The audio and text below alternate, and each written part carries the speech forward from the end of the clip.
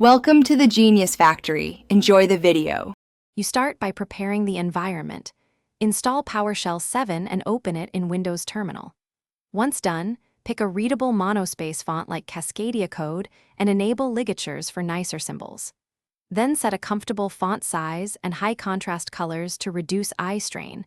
This immediately improves clarity.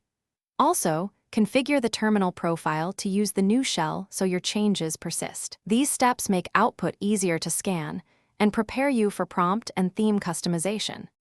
Now customize the prompt so it conveys useful context. Install OhMyPosh or configure PS Readline and load a theme that shows path, git status, time, and exit code.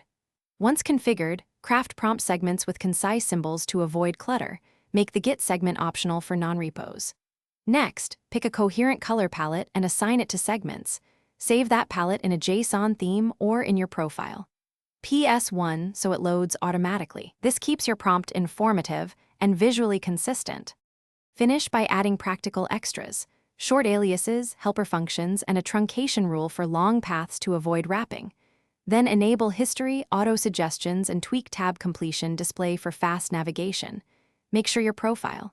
PS1 imports modules and themes at startup. Save a backup copy. Finally, test across multiple terminals and adjust contrast or font sizes as needed.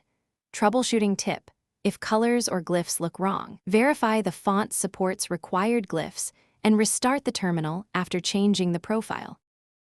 Thanks for watching. If you found this helpful, don't forget to like and subscribe.